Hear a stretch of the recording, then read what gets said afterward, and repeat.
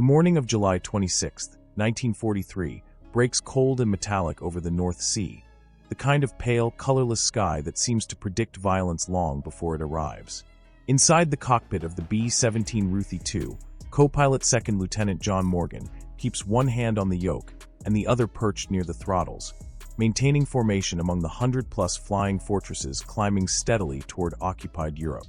His captain and close friend, Robert Campbell, sits beside him, scanning the dull horizon with the quiet focus of a man who knows something is coming. The bomber hums with life, controls trembling, metal vibrating, engines roaring. But beneath that sound is something heavier. Everyone feels the tension. Everyone senses today may be worse than the missions before it. Morgan sees it first. Shapes, dozens of them, rippling like dark insects across the high sun. Bandits, he says, leaning forward. 12 o'clock high, a lot of them.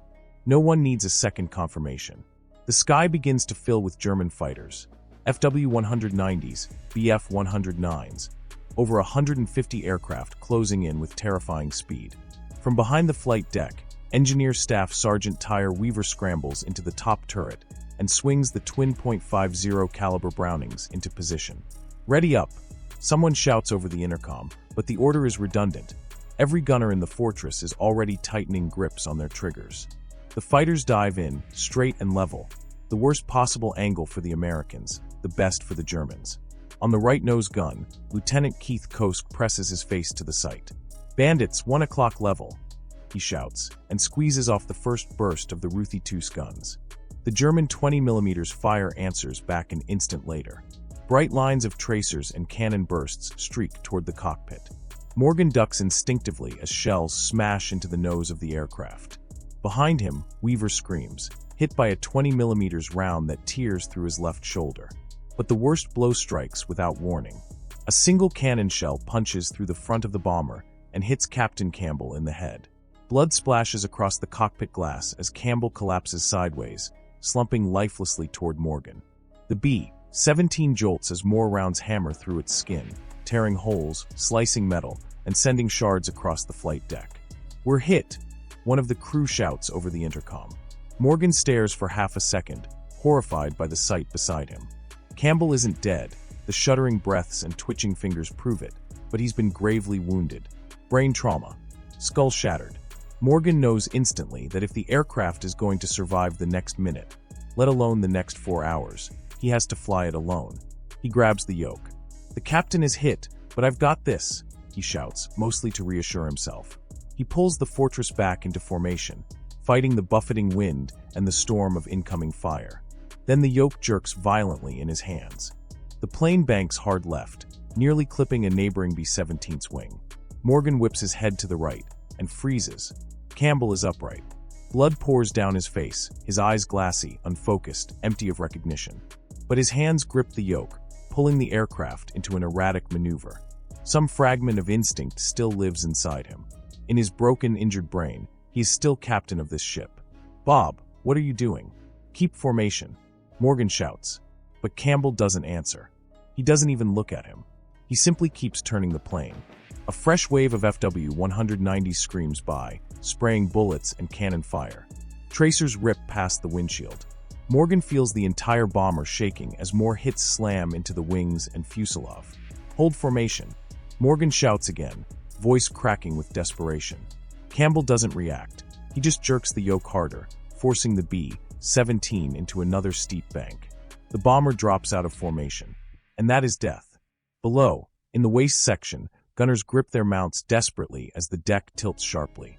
Empty shell casings roll across the floor like marbles. The men struggle to keep their footing. But even in the chaos, they fire, straining to track fighters flashing by at devastating speeds. 3 o'clock high. 9 o'clock low. They're too fast. Tracer fire arcs across the sky from every direction. A Bf-109 tears past the waist windows, so close the gunners can see the pilot's goggles. Another cannon burst rips along the belly of the fortress.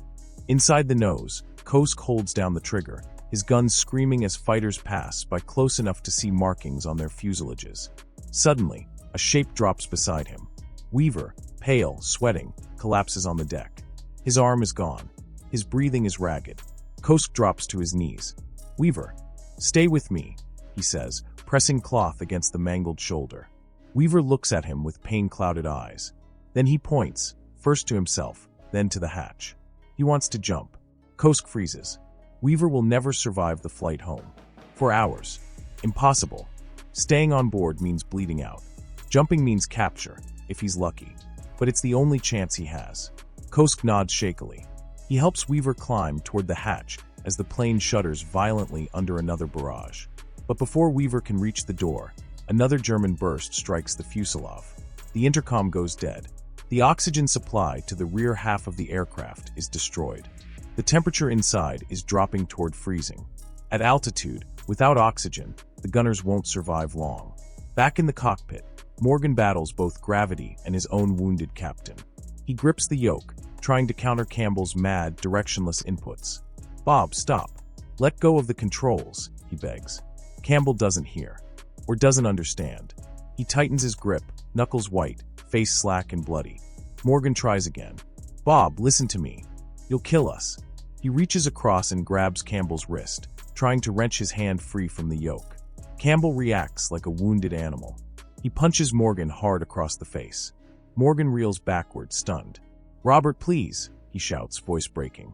But Campbell doesn't stop. He swings again, wild, desperate blows fueled by instinct and the last fragments of command buried inside him. With no intercom, no help, no way to call anyone forward, Morgan must fight his own captain while also flying the plane. Campbell's fist slams into Morgan's jaw, then his cheek, then the side of his head. The younger pilot shields his face with one arm, leaning away as far as the harness allows. But something changes. In lashing out, Campbell has let go of the controls. Morgan sees the opening. He lunges forward, despite the pain in his jaw, despite the blood dripping from his temple, and grabs the yoke with both hands. He pulls the B-17 back into level flight.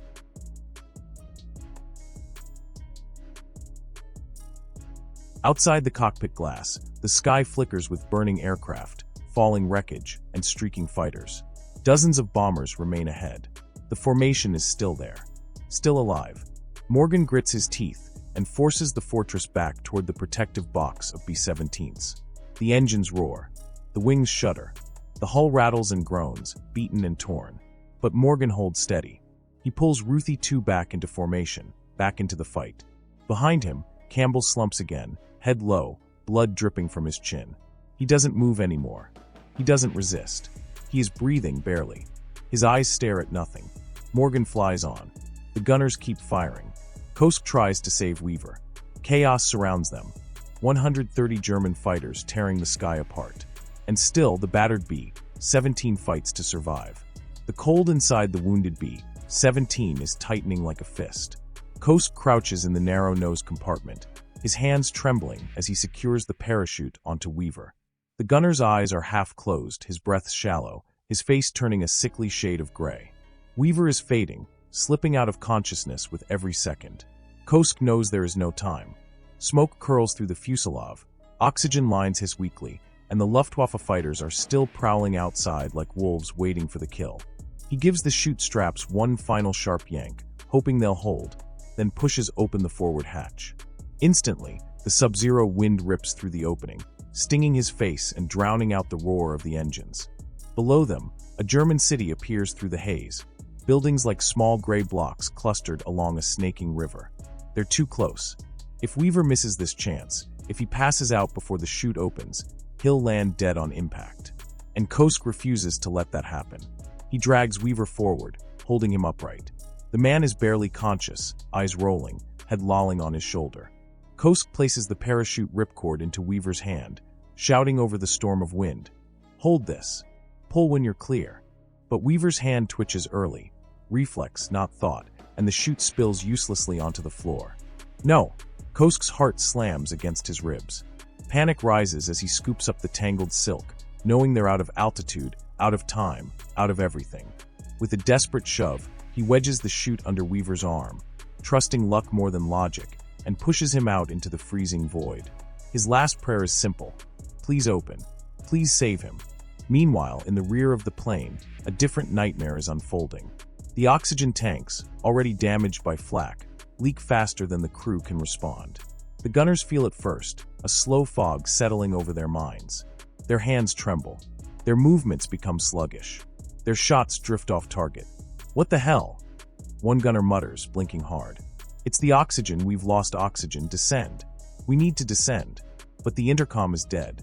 Their voices vanish into the hull, unheard. Their breathing becomes shallow. Their vision tunnels. Hypoxia, the silent killer of high-altitude crews, wraps its fingers around their throats.